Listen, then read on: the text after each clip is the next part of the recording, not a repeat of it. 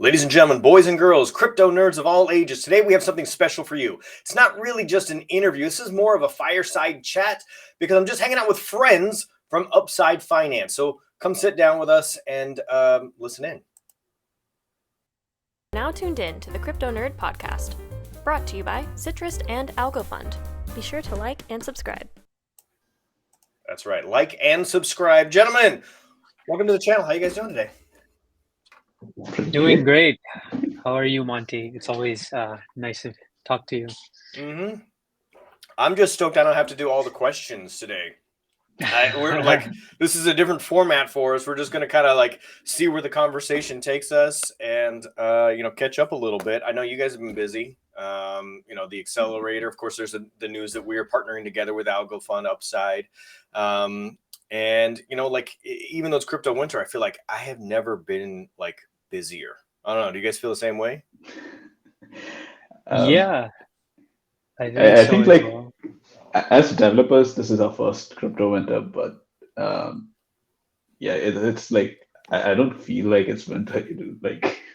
No, not at all. I feel like I have literally never been busier. I just got back from Miami, talking about real estate projects there, talking to anybody who will listen about Algorand and why they should pay attention to it. Do you guys find yourselves being like Algorand evangelical, like, you know what I mean? Like spreading the good word of ALGO to other folks who just hadn't heard about it before? Like, people from, not always like the same walk of life, right? Yeah, actually. I mean, it becomes quite clear like how Algorand is positioned when you talk to your friends, right? Because like most of our friends, they understand crypto and blockchain. And then the common concern that they have is like, what about the environmental impact? What about like gas fees? What about, like security? And then we just say we're building on Algorand, the fastest, most secure, most descriptive word chain, and they seem to get it. So yeah, I think we definitely are kind of like ambassadors for Algorand. I think all of us are, right? I think we all try to spread the word. Yeah. Even people that don't know anything about crypto. So I visited family this weekend, and family members like, oh yeah, you worked with that Bitcoin stuff. I heard it's bad for the environment and it costs a lot of money for transfers or gas. And like that's all they know is that it's bad for the environment, and ETH fees are through the roof. I don't know, like sometimes you're like my two-minute elevator speech. You know what I mean? Is like, sometimes even that's a little bit too advanced. Like I got to gauge it back to like somebody who just, only gets their news from, the snippet, the 15 seconds of CNBC or whatever it is. Right. Yeah. You're right. Do you guys tell family members like what you do? How do you explain it? We do, but it's a bit tricky, right? Because blockchain and Web3 is slightly complicated to describe to, the older audiences. I think like the way that I describe it is just like, think of it as like a database where there's no permissions to it, meaning like anybody can add and remove and anybody can transact through that technology. And that enables a lot of things. I think I need to get my pitch a bit more clear to my family members, but that's generally how it goes. Yeah. I think for me, like my parents have taken the liberty to look it up and, make sure that I'm not involved in any kind of scams. And most of my friends, they are from the tech field, so they have some idea, but not deep enough. Yes. I think so. My family thinks I'm like selling like an MLM product or something. You know what I mean? Like they're pretty sure at any minute, like I'm going to ask them to like, start enrolling 5 of their friends and charge them a subscription fee. and they have that kind of like hesitancy. That sort of like, like, I don't know if I should ask. So otherwise they don't get trapped. I think people are just cautious around blockchain and, if they're not familiar with the crypto world at all. And I don't know. I mean, maybe the BitConnects of the world and, some of the bad press. And let's face it, like the news really likes giving out like bad bad information, right? Like bad Yeah. news. Like here's this so-and-so company got hacked. So-and-so company got drained. Somebody's smartphone got their SIM swapped. Coinbase has terrible customer service. I couldn't get my, you know what I mean? Like the media is really strong. They're like really quick to point out all of the really crappy stuff that happens. And not the really cool stuff like Miami accelerators and partnerships and Yeah. like Yeah. so I mean should we talk about some of those things? Yeah, sure. You want to talk about Yeah, absolutely. Yeah, the Miami Accelerator program. It happened. We graduated just last week. I mean, it's been a crazy 4 months, I think. When we entered, we had a different idea, like a completely different idea, and when we graduated, it's completely different. So that goes to show how much kind of decision making and how many changes we made throughout those 4 months. But yeah, overall, it was kind of like a kind of a defining moment for us. We got so much help and so much advice from the mentors there. So what's that mentoring look like? Do they do you send them a bunch of information, they hop on a Zoom call and it's just like rapid fire, or do you have times to like iterate, bounce ideas off of them? Is it unstructured? What's it look like? it's kind of both. So we had like daily sessions on particular topics, right? So like Mondays would be for like tokenomics, Tuesdays would be for like marketing, for example. So we had some structured sessions every day, but we also had some like informal, casual chats with mentors as well. I mean, they were really approachable.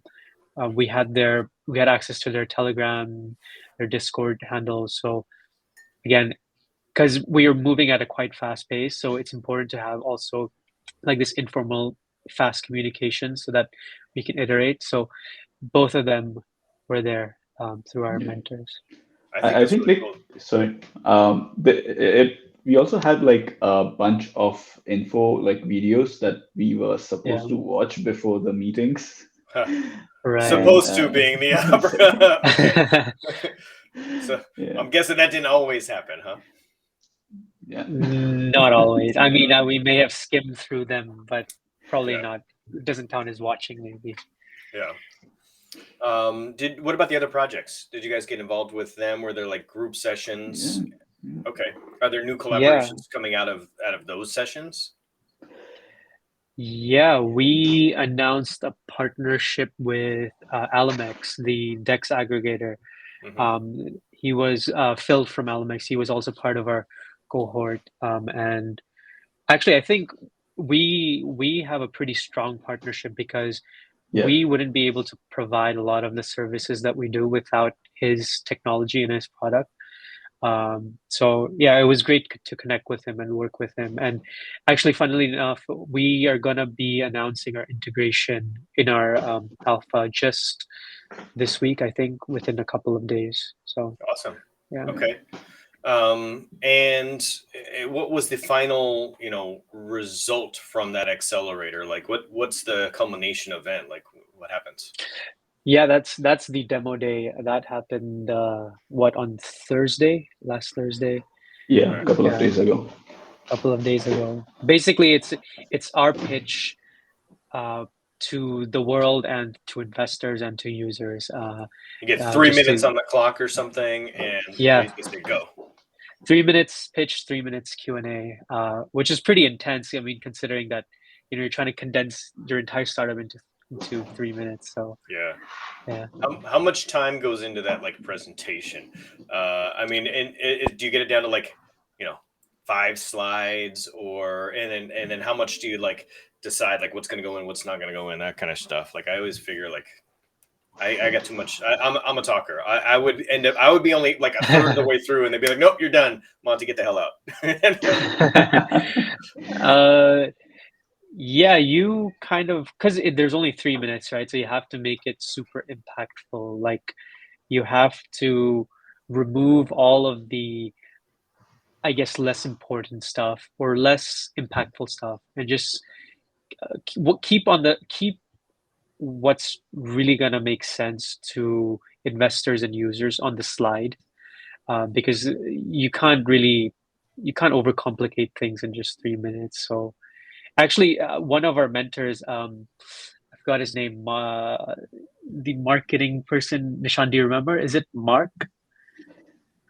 Um, I forgot his name. I'm sorry, but It like should be he Mark was. from marketing though, because it would be easier. Clearly it wasn't though. I don't know. I think it was Peter. Sorry, it was Peter. Yeah, he came in really helpful as well. He tried. We had a few sessions with him, and he helped us quite a bit as well. oh yeah, the guy from yeah, I remember whom you're talking about. Yeah. He's gonna watch this and be like, "Man, those guys, I was so helpful, but they don't even remember my name." I mean, too many mentors in Yeah. sessions. So All right. But I don't think we would have received that kind of support from anywhere else, because like this was really professional people just, you know, throwing at us stuff that they knew and then looking at what we had and then giving feedback.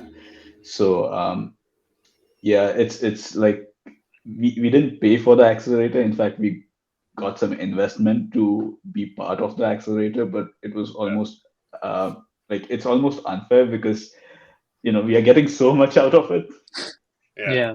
You were able to get a lot of professional assistance, right? Invaluable, I think is probably the right word. Invaluable. Invaluable mentorship there. Well, I know like so you've got the partnerships going on with the aggregator there. I know we've got our partnership now, and I'm curious.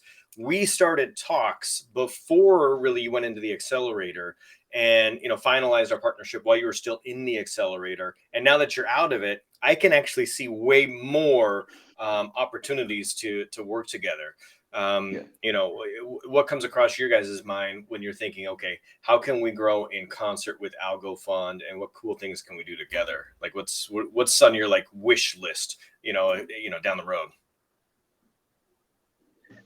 yeah, we are building a DeFi wallet, right? So the obvious first step would be to integrate the Upside Finance wallet into AlgoFund.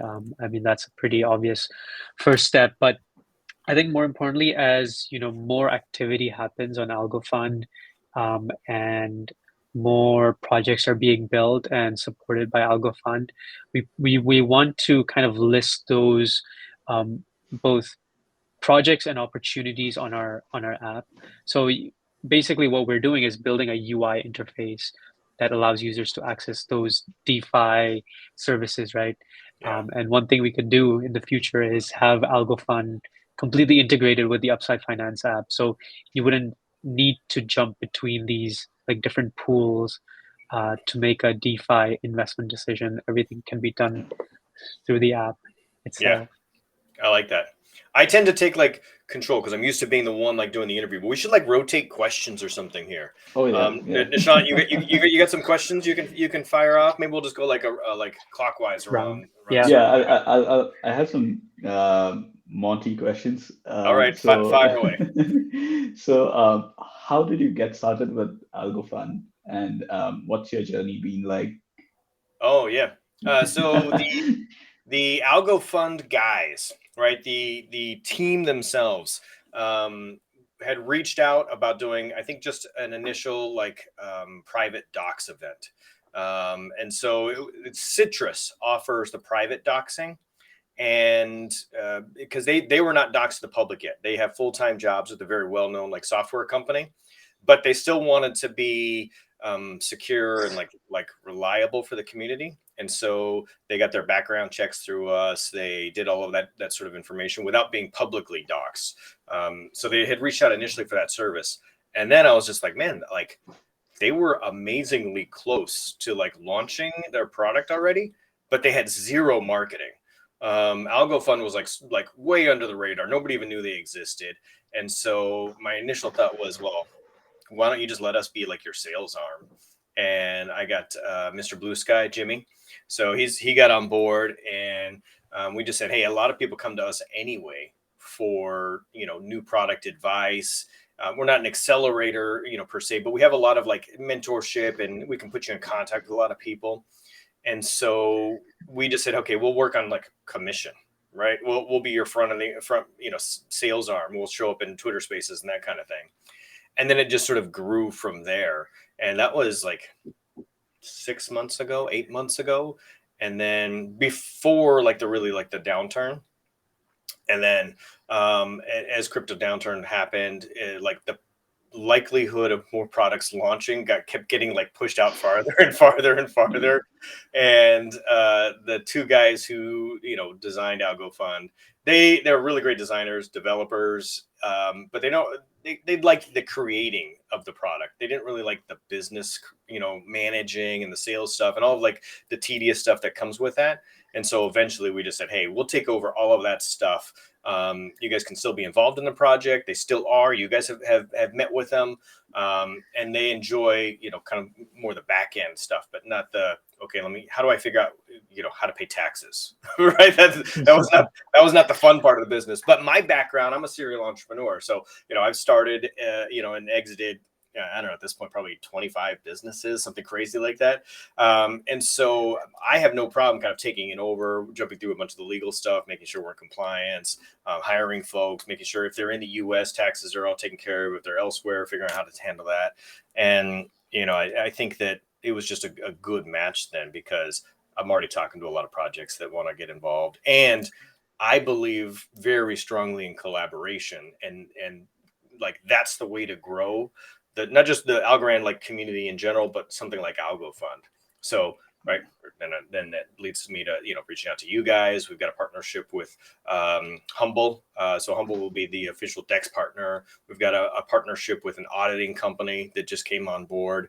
And so a new project that's not audited can now get audited through the launch phase. And so they don't have to pay up front anymore. They can actually get the audit done through AlgoFund, which is pretty cool. I don't even think you guys knew about that yet. So we just signed that. I want to say like either late Friday or early Saturday or something like that. So we've got that company on board now. So we'll send out the release and unveil the name and all that stuff a little later. But originally it was just for the doxing service, because they wanted to make sure they were safe for the community. Oh, well. That's a great journey. So I think your vision of AlgoFund is more to be like a full service kind of project support agency. Yeah. You mentioned doxing, Launchpad, now even auditing. Mm-hmm. There's a lot of room to like add value to Algorand projects, I'd say. Yeah, I like that mentorship sort of like package deal. We're partnering with or looking to partner with some legal entities to give some attorneys type services and advice there, because I can't give that aggressively. I can give people, I can tell people what I did, but I don't want to give them legal advice. Yeah. So but if we had an attorney that we partnered with, then we could refer them over and give them that perspective. And just like you guys went through the accelerator, that mentorship is invaluable. And so there's a couple of groups I think that do a good job of bringing on projects and kind of cultivating them. You look at really sort of like hubs on Algorand. You see the headline group. I really like what they've done down in Austin. Obviously Reach is very present in the Algorand ecosystem. They've got a lot of projects in a lot of different ways. And Chris Winter over there, like he's helped a lot of folks. ALGO Foundry in Singapore, actually, they do quite a bit. And so I'd like, I would like AlgoFund to be one of these sort of hubs that helps bring along other projects. And it makes sense because we've got the Launchpad. So if we're adding additional value along the way, then it just makes sense, because the projects that launch on that Launchpad are more likely to be successful.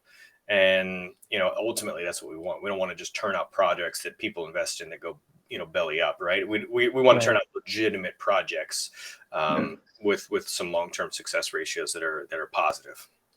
Yeah. That's awesome. What do you guys feel like? I find myself in this little bit of debate, because crypto has like a lot of like, decentralized nature to it. Just whatever the market will bear kind of a deal. But I do find myself playing a little bit of gatekeeper or setting up, some parameters for AlgoFund. Is that good, bad? Is that necessary early on, or, like, I don't know. I haven't really gotten a lot of feedback from the community either way on that. Like, do you mean that you are kind of setting what AlgoFund should be and shouldn't be through your personal judgment instead of the community? Is that what you mean? Well, the community votes on them. Like a project Votes on comes them. in, so the community part of the governance is that they vote on them. But some of our requirements when they first reach out are things like, hey, I have to know who you Right. are. So I don't want you to Right. remain undoxed. You at least have to do our private doxing service. So just in case you screw over the people who buy your tokens, like, we know how to find you. Yeah. Right. No. So Right. there's like a couple of really basic things. Now, as far as, I mean, I can't predict if a project's going to be successful or not, but I at least want to know, like, who are you? No, I think that makes sense. I think that's just like out of your good intentions for the community, right? I think intentions matter more than what your actions are, right? I mean, Yeah. ultimately, like if you were doing it out of bad intentions, people will eventually find out, right? Yeah. But you're not, obviously. So I think it's just like the process that centralized exchanges do for tokens to get listed, right? It's to protect the end users. So I think Yeah. it makes sense. It's not really gatekeeping, it's Yeah. out of security reasons. Well, to me, I think like it's giving power to the people, right? And at the end of the day, you're still like enabling people to make those right decisions on which projects to, just support. Yeah. And by filtering them out, you're still like, I guess, doing the same thing. Yeah. I mean, it's just sort of like a really basic KYC, I guess. Yeah. We don't require people, like, if you're buying in the tokens on the site, we don't require that yet. At some point in time, there may be projects that do require that, or we may have to like block IP addresses from the US or something like that. Right now, we just have tokens of projects that come on, and we just verify through a lot of questioning that they aren't securities, and they're strictly utility tokens, that sort of thing. So we have a comfort level with that. But I could see a point in time where we want to offer some kind of a security token, and then the licensing and requirements for that is just like crazy. Yeah. It's bonkers.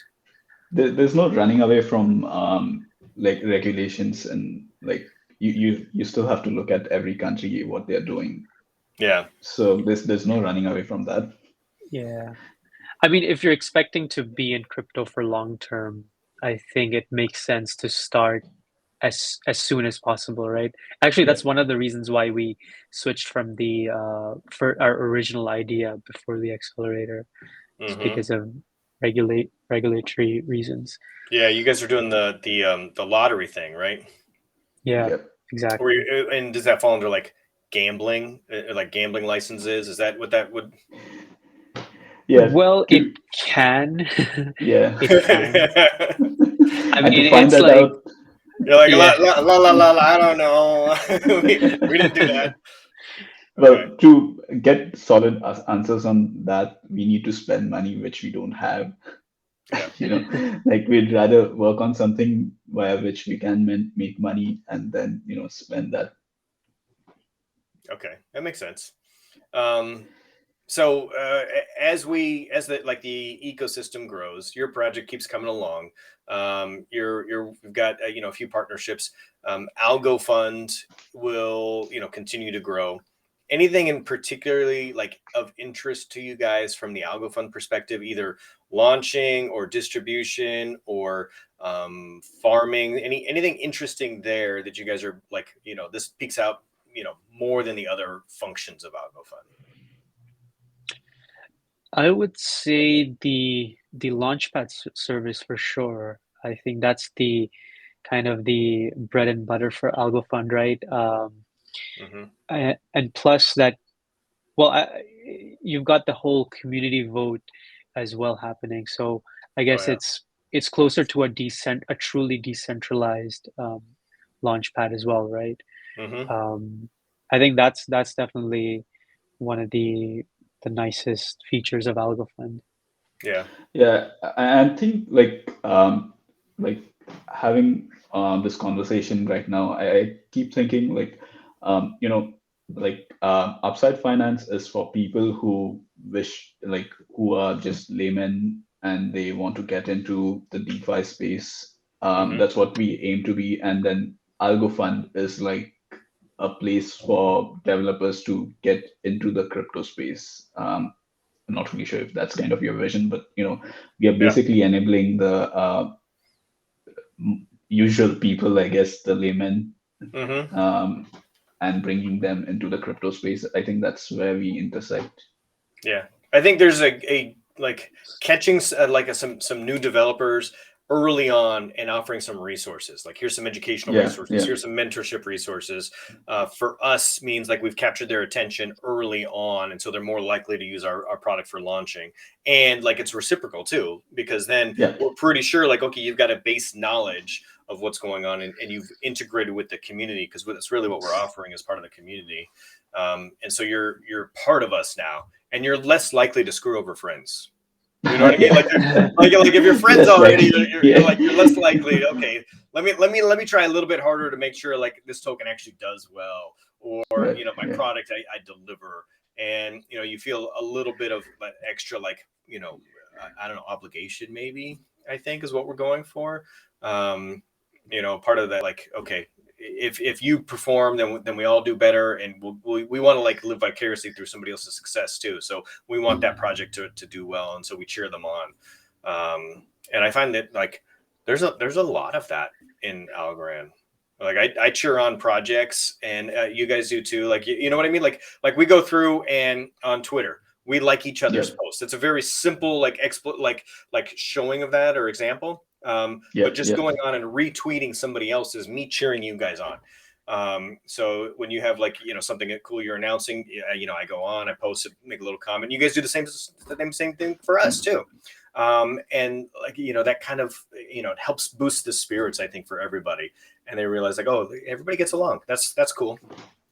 Which is especially Yeah. nice now because it seems like there's a like an undercurrent of Algorand. Like I don't know, like there's a few people who are kind of like agitators lately. It seems Oh like yeah, you guys felt that a little bit. yeah, Like maybe yep. maybe it's just like a product of like the system growing a little bit more. There's going to be a few more agitators or naysayers.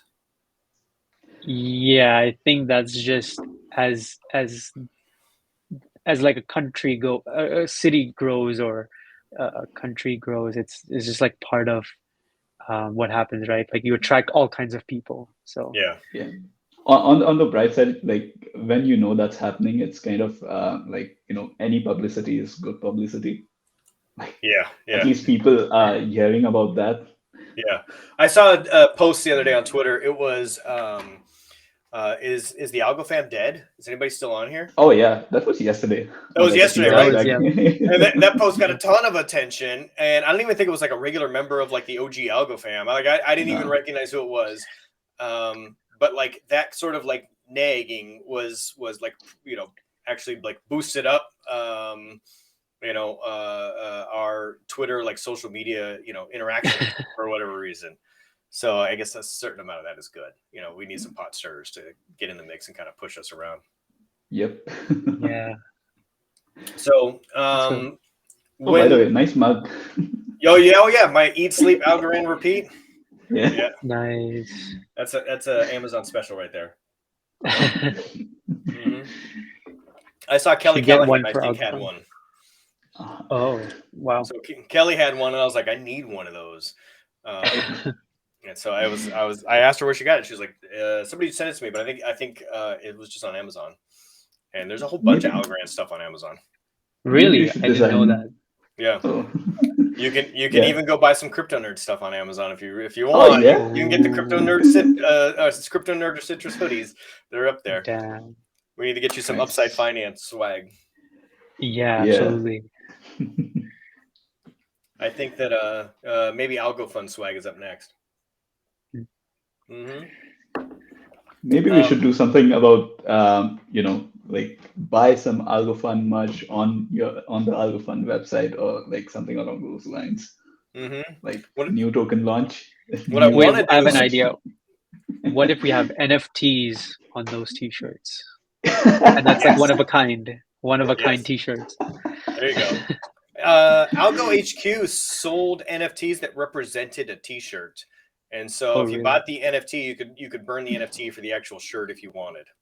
I don't think Right. you got both, but you could trade it in for the shirt.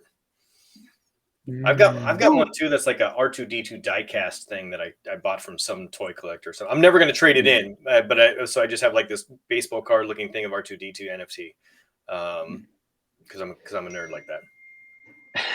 We, speaking of NFTs, we did have something that we designed, right? Like working together on a theme, and then we came up with some designs for KryptoNurd. I think we still have to kind of reveal those designs to the public. We are still like Yeah, we should figure that out. How are the Gill sales doing and your NFT project in general?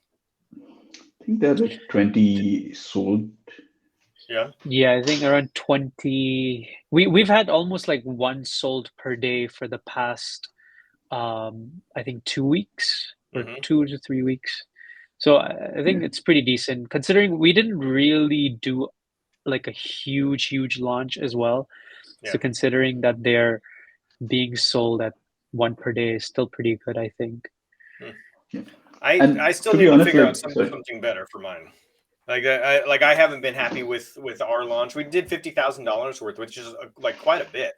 But we still need to offer some additional utility and value for the community. And I've been trying to figure out like maybe we can incorporate that into AlgoFund somehow. Like maybe there's like an early nerd gets something reward or something. I don't know.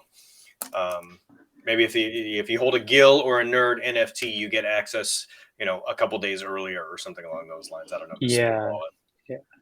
Early nerd gets the worm. Yeah. I feel like there's something there, but I don't know. It's not like fully like a fleshed out idea yet. Still working on it. Yeah. By the way, how did the name KryptoNurd come to be? Was it just like random, or did you have some inspiration? So I'm on the web's domain search, and my other company was called Sales Nerds. So I've been in the sales industry, sales coach, traveling around. I had a website called the Sales Nerds, and oddly enough, if you search me on like Amazon, so I've got a best-selling book. Not a lot of people know about this. It's called The Art of Sales Foo. I travel around the country. I've seen it. And I taught people how to sell, mainly phone sales, for like call centers. My biggest sale was a company in Japan, bought 2,000 copies and like had me do some training stuff for them. Other than that, like not a huge, big deal, but the company was named Sales Nerds. And so I liked the nerd sort of, name. And I thought, well, okay, we can transfer the nerd business over to some other kind of nerd, but NERD was taken. So I went with NURD, and then I was like, okay, so what comes first? And crypto or bit nerd or like I was trying to figure it out. And there were like 3 or 4 different iterations that came up. And finally it was crypto with the K that made the cut. And honestly, there was no like rhyme or reason to it. I just liked the way it looked, and I could see like, okay, I could create a logo or do some branding around that.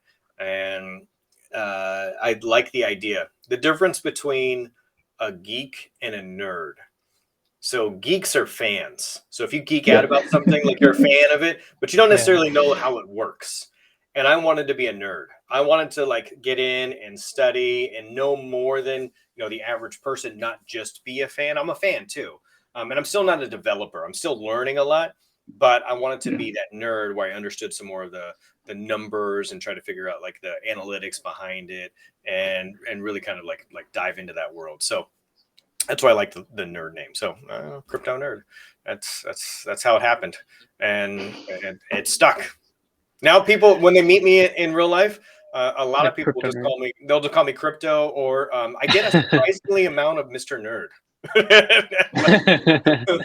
Dude, like you have like 3 names that you go by, like Monty, KryptoNurd, and then Sundance as What's the well. LinkedIn? Sundance. Yeah, the Yep. LinkedIn one. So my full name is Sundance Montana Brennan. And so going by Sundance when you're growing up can be kind of harsh, right? Yeah. So, and Montana is kind of long, so Monty short for Montana. And it just sort of like depends on where you knew me and how you knew me when we first met, as far as you know, what name you might know me as. My book is written under Sundance, and my you know, legal stuff, all that stuff is under Sundance, my first name. But when you look me up on like Forbes or Inman Magazine or something like that, a lot of that stuff's under Monty. And my LinkedIn is Sundance Monty Brennan. I don't actually, I think I put the whole Montana on there maybe now. I don't know. Just yeah. You should probably put in KryptoNurd somewhere, because like even while I'm chatting with pages, you're like, okay, KN said that, KN said this, and then MBS stands for Maybe. Mr. Blue Sky. Oh yeah. Yeah. I think so. My Telegram and my Twitter are, you know, Telegram and Discord include KryptoNurd. Oddly enough, there is a Twitter handle that I have that's at KryptoNurd, but I hardly ever use it, and it has like very few followers. But that's like the official KryptoNurd like Twitter handle. I usually just use the at Real Monty Allen. And when I first started YouTube stuff, or first started Twitter, I didn't want people to know who I was, because I was in traditional finance. I did mortgages and stuff, and like companies, you know, in 2016, 2017 weren't really like keen on, you know, crypto. It just seemed like it was kind of sketch. Still is kind of, right? So yeah, it seems scammy, right? And so I didn't want them necessarily to know that, like, hey, I was interested in this stuff. Now, you know, 4 years later, what a difference it is, because companies now seek me out because I have that specific knowledge, right? Versus hiding it. So now KryptoNurd's on my LinkedIn. You know what I mean? Like before, you know, it was kind of like this separate thing. I was trying to like keep away from traditional finance companies, and now it's like front and center, and it's a huge difference. And I think it's only going to get much more mainstream. We're just, you know, sort of the early adopters, and it's finally starting to, like, you know, get some recognition, I think. Yeah, it's same for me. Like I put DeFi, I put like building DeFi products on Algorand on my LinkedIn, right? Mm-hmm. And I keep getting reached out by like recruiters who are looking for like Solidity developers or some developers, and I just noticed that, like, you know, once you now crypto and DeFi seems to be more, I guess, widely accepted and even attractive, I think, for someone to have. So recruiters on LinkedIn, I'm like convinced that like half of LinkedIn, like they're just fake profiles for recruiters. Yeah. It just seems that way. Yeah. I have expressed, like, publicly expressed my hatred towards recruiters. Yeah. Some of them get very, very aggressive, right? And I don't know how many have offered to buy me coffee, but if I took everybody up on their coffee, like, I would definitely be like, it would just be nonstop. You know what's crazy is so the LinkedIn message. I hate these. Hey, Monty, can I buy you a cup of coffee? We'll sit down, talk about your career. And you know, somebody I actually said yes to not too long ago, and I was like, hey, like this person, I liked their approach, and I was thinking of like recruiting the recruiter, and I was like, yeah, let's grab a cup of coffee, and they bailed on me. Oh yeah, that's.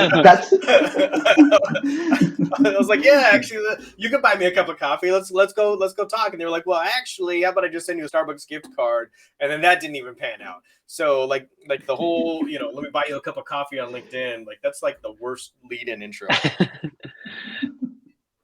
In Hong Kong, instead of like, I think what's more prevalent is like insurance salespersons to reach out to you and tell you like financial products. That's more common in Hong Kong, I found. And I even found a few people like stalking my Instagram and trying to sell me insurance product. Yeah, because they saw I was like a recent grad. I posted like some grad pics, and they knew I was gonna be like, you know, getting a job. On Instagram, you have like 2 pictures, right? Like on Instagram, you have like 2 or 3 pictures at the most. I don't. Oh yeah, I don't use Instagram that much. They just social engineered you and figured out, okay, what products is this person likely to have? All right.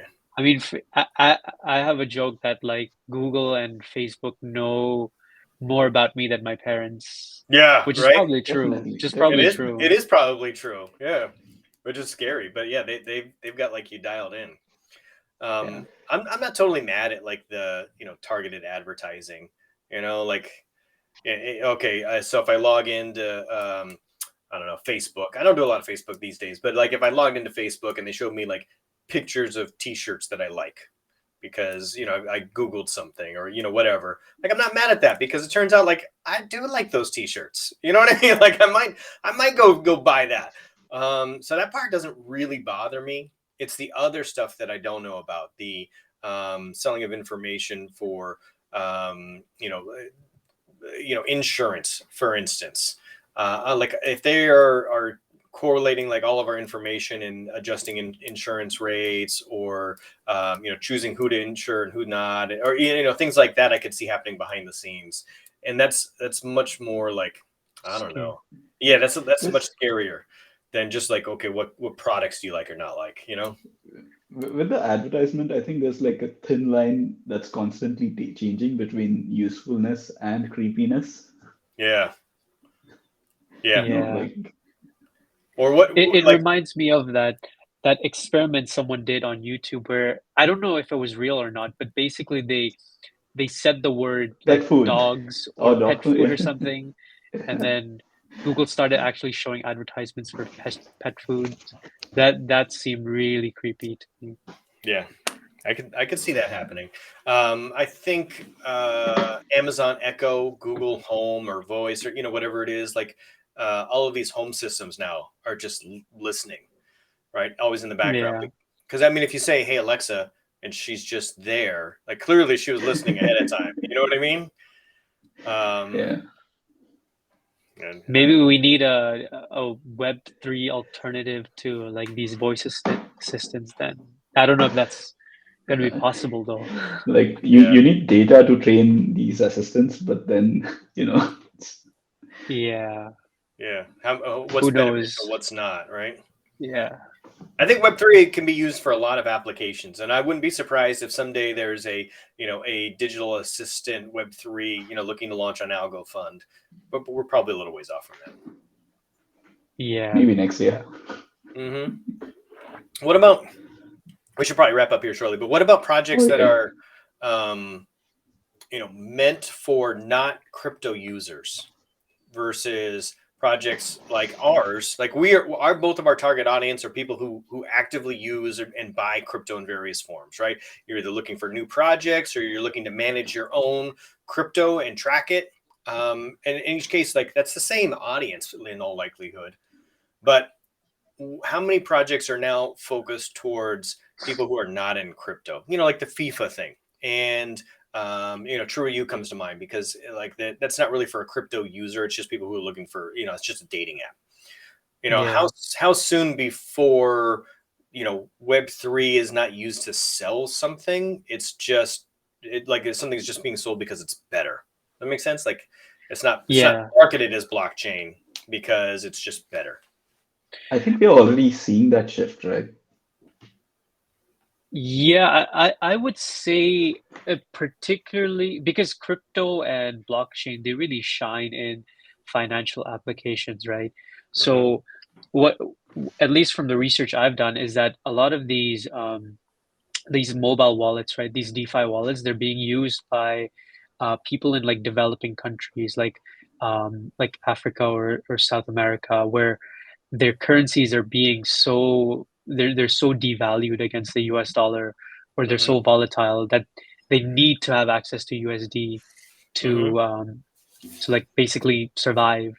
And they're basically using these wallets as like a hedge against their own current local currencies. So I think we're Yeah. already seeing some form of like actual use case for DeFi and blockchain. And as far as other applications, I think that's more up in the air. Like there still needs to be work done, I think. Mm. Yeah.